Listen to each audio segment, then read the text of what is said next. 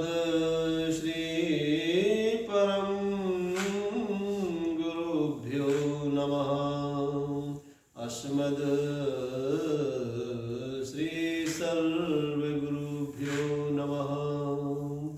अस्मद् श्री सर्वगुरुभ्यो नमः। कृष्णाय वासुदेवाय हरये परमात्मने प्रणतः क्लेशनाशाय गोविन्दाय नमो नमः।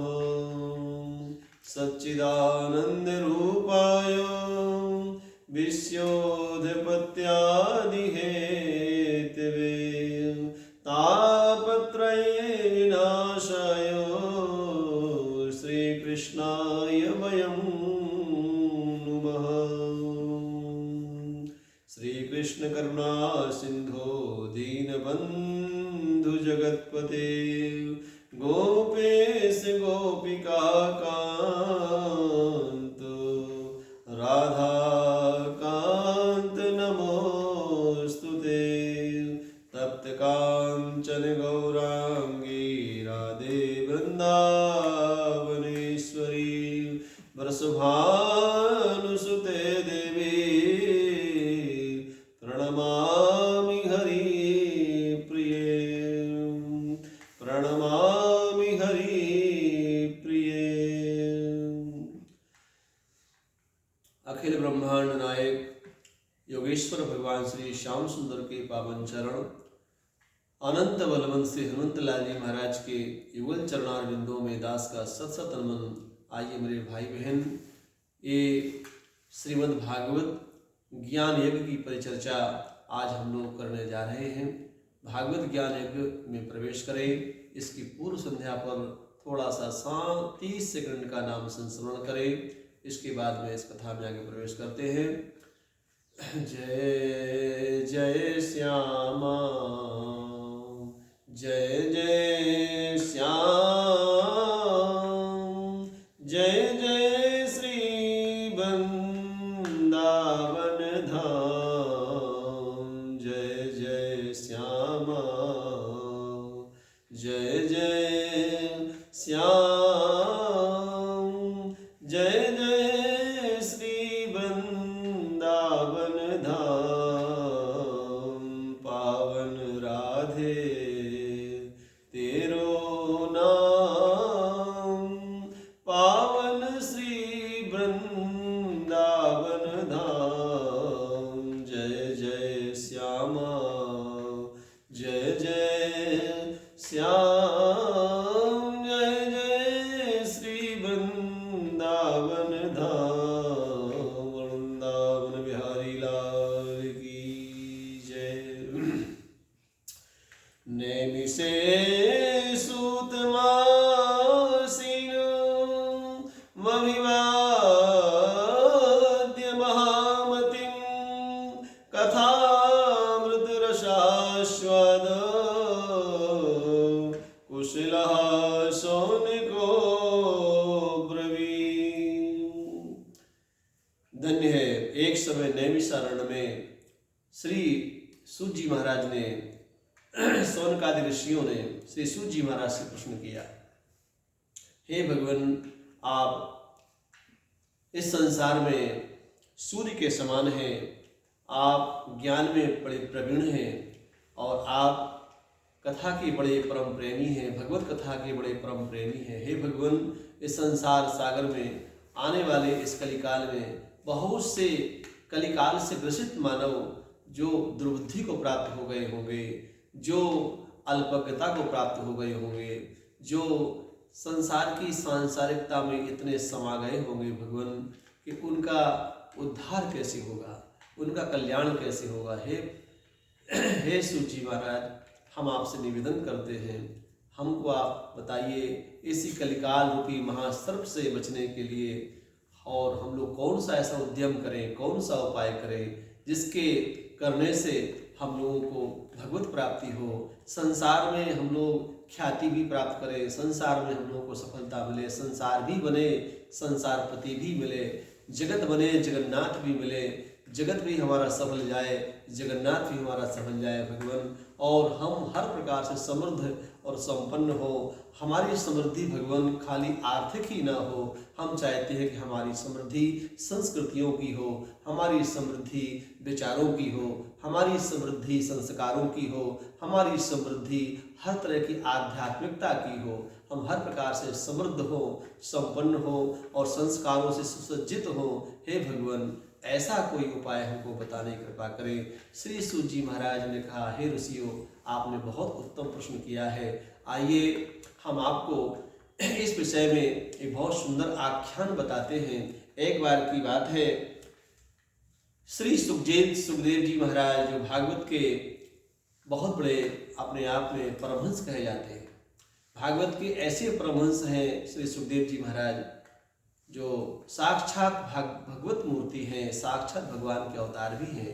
ऐसे परम भागवत श्री सुखदेव जी महाराज राजा परीक्षित को जब भागवत सुनाने को उद्धृत हुए, तैयार हुए, सिंहासन पर विराजित हुए, उसी समय उनके सामने कुछ देवता लोग अमृत कलश लेकर के उपस्थित हुए। सुधा कुंभम गृहीत्वैव देवास्तत्र समागमनम। कहते हैं देवता लोग अमृत कलश लेकर के और गुरुदेव के सामने, श्री सुखदेव जी के सामने प्रस्तुत होते हैं और श्री सुखदेव जी को साष्टांग दंडवत करते हैं, प्रणाम करते हैं देवता। और देवता कहते हैं, हे गुरुदेव, हे परम भागवत श्री सुखदेव जी महाराज, आप इन राजा को कथामृत सुना रहे हैं, हमारा आपसे आग्रह है, निवेदन है, ये कथामृत हम लोगों को सुना दीजिए और कथामृत हमको सुना दीजिए, और इसके बदले में जो हमारे पास अमृत है, ये अमृत राजा को पिला दीजिए। इस बात को सुनकर के सुखदेव जी महाराज हंस पड़े। सुखदेव जी कहते हैं, हे देवताओं, तुम्हारा ये सौदा मुझे पसंद नहीं आ रहा है, क्योंकि समानता नहीं है। कहाँ कथामृत, कहाँ आपका ये सुधामृत। सुधामृत और कथामृत में जमीन आसमान का अंतर है। आपका अमृत तो ऐसा ही प्राप्त हो सकता है, लेकिन जो कथामृत है ये तो भगवान की बड़ी कृपा होती है, ठाकुर जी की असीम कृपा होती है, अहेतुकी कृपा होती है। जन्म जन्मांतरों का पुण्य जब संचित होता है तब कहीं भागवत कथा सुनने का सौभाग्य मिलता है। भाग्योदयेन बहुजन्म समर्जितेन सत्संगमं च लभते पुरुषो यदा वै। सत्संगमं च लभते पुरुषो यदा वै। जन्म जन्मांतरों का पुण्य जब संचित होता है और वो एक समूह के रूप में जब द्रवीभूत प्रकट होता है, तब कहीं भागवत की कथा सुनने का सौभाग्य, और भागवती कथा किसी वैष्णव के मुख से, किसी महापुरुष के मुख से, किसी संत के मुख से सुनने का सौभाग्य मिले, ये तो बहुत ही विलक्षण बात है। ये बहुत ही भाग्यवानों को ही नसीब संभव है, सामान्य लोगों को संभव नहीं है मेरे भाई बहन। तो उस समय सुखदेव जी महाराज ने कहा, हे देवताओं, आपका ये सौदा मुझे पसंद नहीं आ रहा है। कहाँ कांच और कहाँ मणि, कांच मणि की तुलना कैसे हो सकती है, इसलिए आप रुक जाइए, आपका ये हमको शर्त स्वीकार नहीं है। हम राजा को कथा सुनाएंगे और इसके बदले में कथा आपको नहीं देंगे, कथामृत आपको नहीं देंगे, और आपका अमृत इनको भी प्राप्त नहीं कराएंगे। आप अपने इस अमृत कलश को लेकर के अपने लोक में जाइए। देवताओं को तिरस्कृत कर दिया, उपेक्षित कर दिया। देवता अपना कलश लेकर के अमृत का पुनः देवलोक वापस चले जाते हैं। और यहाँ पर जो है श्री सुखदेव जी महाराज आगे कह रहे हैं कि एक बार ब्रह्मा जी को भी भागवत की महिमा में, भागवत की महानता में, भागवत की इस इतने बड़े भारी इस चमत्कारिक ग्रंथ के अंदर चमत्कार उनको शंका हो गया था। एक बार पता है ब्रह्मा को शंका हो गई थी, उनके मन में आशंका हुई थी कि भागवत का ग्रंथ इतना महान कैसे। उन्होंने अपने लोक में तराजू जानते हैं,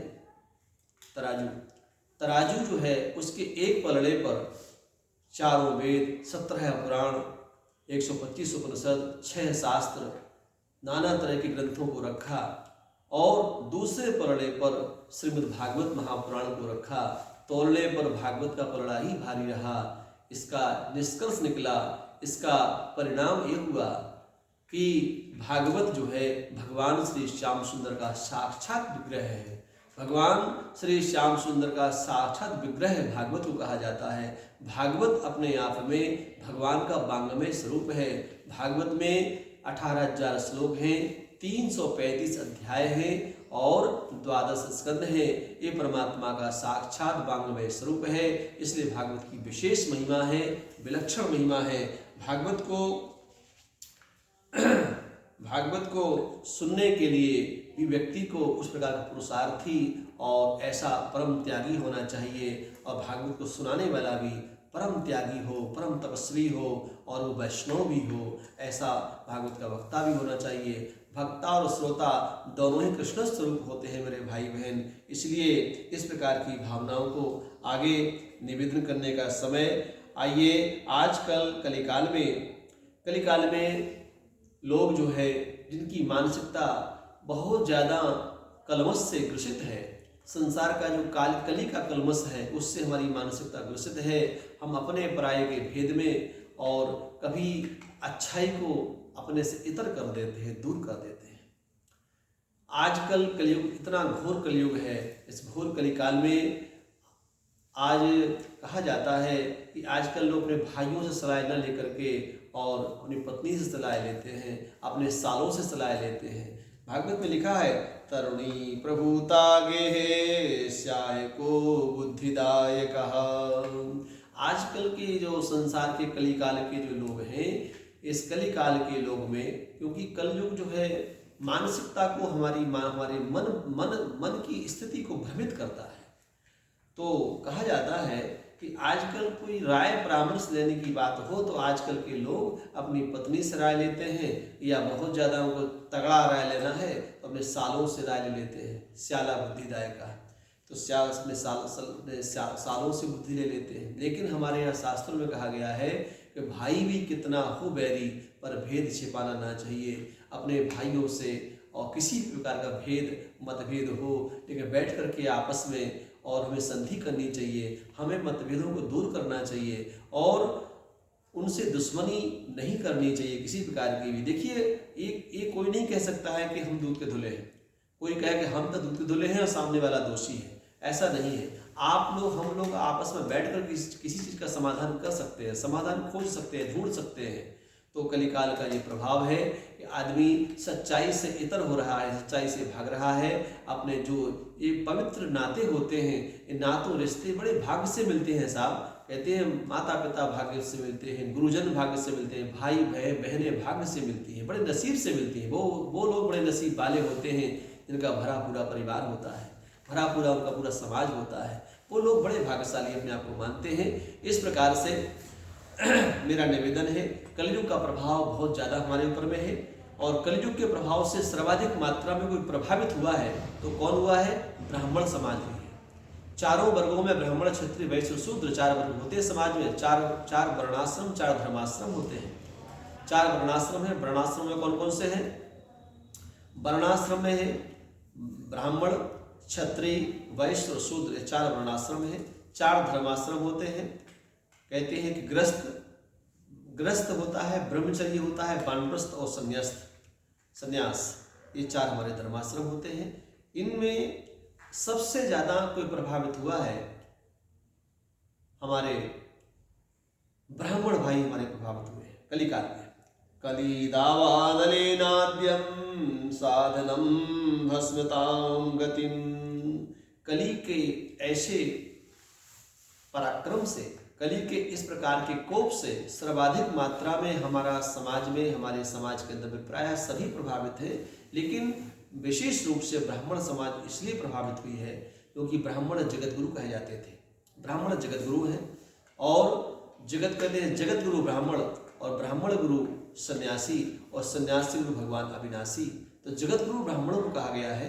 तो जगत गुरु के दर्जे में ब्राह्मण है। वो किसी को दीक्षा दे, शिक्षा दे अथवा ना दे, लेकिन वो जगत गुरु के दर्जे में है, क्योंकि भगवान ने उनको जगत गुरु का पद दिया है। जगत गुरु का पद ब्राह्मण के पास है, और ब्राह्मण यदि अपने कर्तव्य से च्युत हो रहा है, कहीं से अपने कर्तव्य से कतरा रहा है, हट रहा है, उससे उसका बिलगाव हो रहा है, तो मान लीजिएगा कि कलयुग उसके ऊपर में तीक्ष्ण प्रहार करेगा। ब्राह्मण को संध्या करनी चाहिए, त्रिकाल संध्या ब्राह्मणों के बच्चों को करना चाहिए, सभी ब्राह्मणों को संध्या करना चाहिए, गायत्री संध्या जरूर करनी चाहिए। एवरीडे स्नान करिए, तर्पण करिए, अर्घ्य दीजिए, गायत्री संध्या करिए, और गायत्री संध्या करने के बाद अपना गुरु मंत्र का जाप करिए, और शास्त्रों का स्वाध्याय चिंतन करिए, हवन करिए, और पठन पाठन करिए, और पठन पाठन के साथ दान करिए। ये सब चीज़ें ब्राह्मणों के लोगों को जरूर करनी चाहिए। ऐसा ब्राह्मण बालक जब करते हैं, ब्राह्मण परिवार जब ऐसा करते हैं, तो उनका कलमश जो है वो दूर होता है, और उनके अंदर पुण्यता आती है, पावनता आती है, और वो अपने आप में बड़े पावन और धन्य हो जाते हैं। क्योंकि ठाकुर जी के सबसे करीब कोई पार्षद है तो ब्राह्मण है। ब्राह्मण को ऐसा पुनीत काम करना चाहिए, उपेक्षित काम ब्राह्मण कभी ना करे।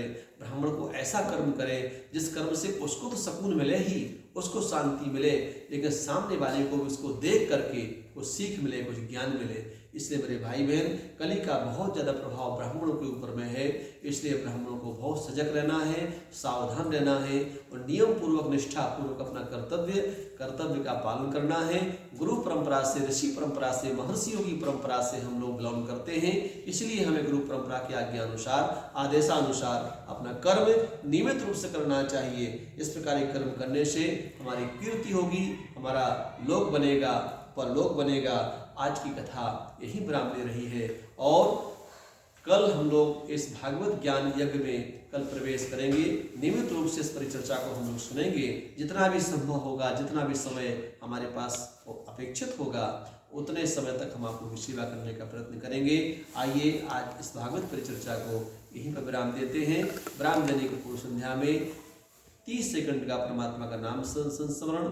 श्री कृष्ण गोविंद हरे मुरारे, नाथेति नामानि मुहुर्वदन्ति। श्री कृष्ण गोविंद हरे मुरारे, नाथेति नामानि मुहुर्वदन्ति। सर्वे भवन्तु सुखिनः, सर्वे सन्तु निरामयाः, सर्वे भद्राणि पश्यन्तु, मा कश्चित् दुर्भाग् भवेत्। ओम शांति, ओम शांति, ओम शांति। जय श्री कृष्ण, जय श्री कृष्ण।